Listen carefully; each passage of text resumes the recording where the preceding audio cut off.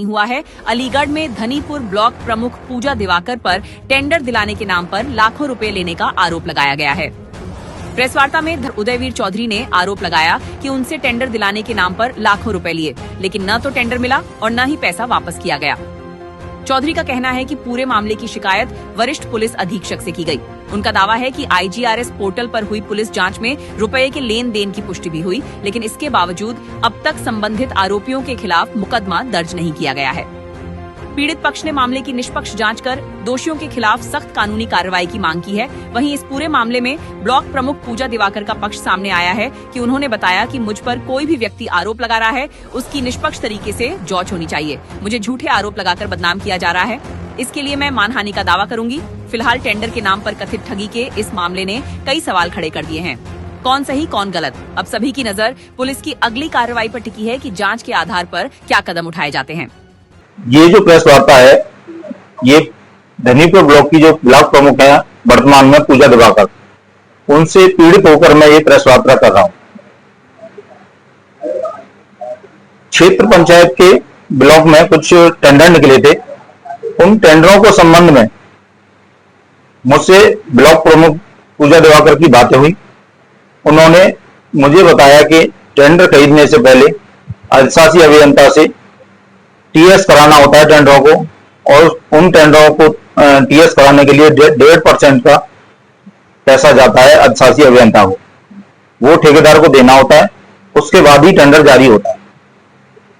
तो हमें इतनी जानकारी भी नहीं थी उस समय, तो हमने माना कि ये लीगली होगा, तो हमने उनकी बात मान के राजी हो गए। ठीक है जी, हम देंगे।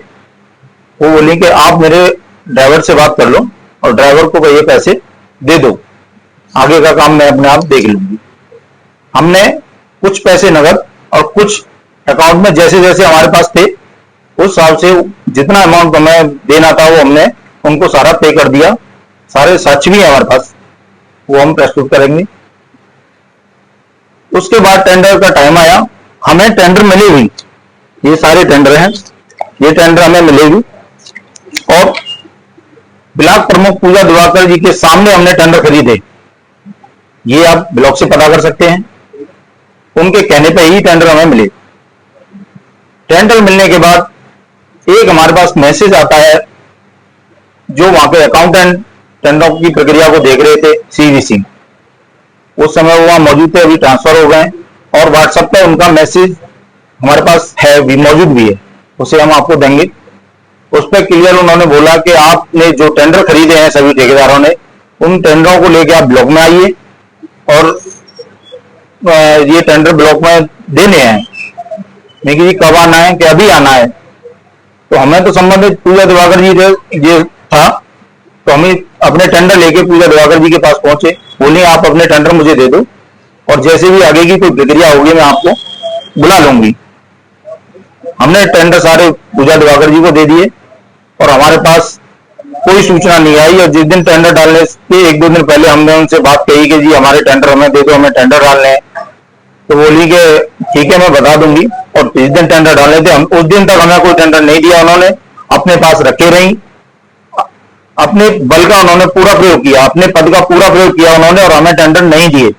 टेंडर डालने के तीसरे दिन हमें उन्होंने टेंडर दिए कि अब ले जाओ, और इसकी आपको कोई जरूरत नहीं है, मुझे भी कोई जरूरत नहीं है, क्योंकि हमारे पैसे का क्या होगा कि मैं आपका हिसाब कर दूंगी।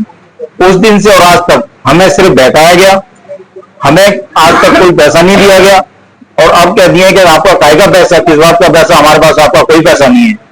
जिसमें कुछ पैसे ऑनलाइन ट्रांजैक्शन है, वो हम साक्ष्य आपको देंगे। चलिए, इस चीज को लेकर आपने किसी जिला स्तर पर शिकायत करी? इस चीज को लेकर हमने अपने वरिष्ठ पुलिस अधीक्षक कप्तान साहब से हमने लिखित में शिकायत करी। उस पर उन्होंने एक आदेश जारी किया रोरावर थाने के लिए।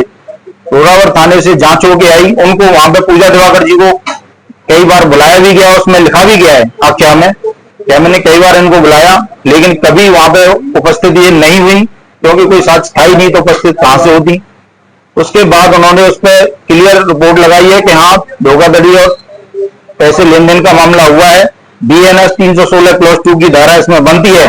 एक रिपोर्ट उन्होंने एंटी करप्शन को भी जारी की, लेकिन अभी कोई अभियुक्त पंजीकृत उस पर नहीं हुआ है।